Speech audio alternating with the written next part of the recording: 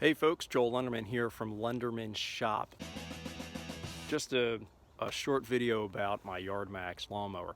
I'm finishing up the leaves, as you can see. Things are going pretty well, and I just finished working with the YardMax. And it was doing a great job of mulching. And I was thinking to myself, you know what? Maybe I'll put up another video just saying how well things are going with this mower. It's mulching well. The engine's running great, the wheels are still intact, they haven't broken on me. We're at the end of the season here, so it might be a good idea for a video. Just as I had that thought and finished and let the lawnmower turn itself off, I looked down to my handle and this is what I see.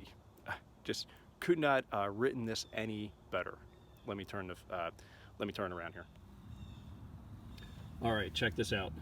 Right there,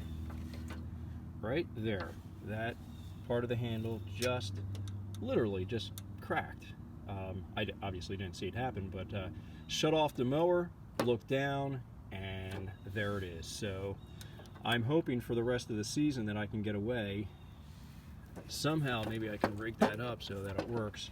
I can get away with just relying on that one side. Now I feel like I'm back to using 3 wheels again.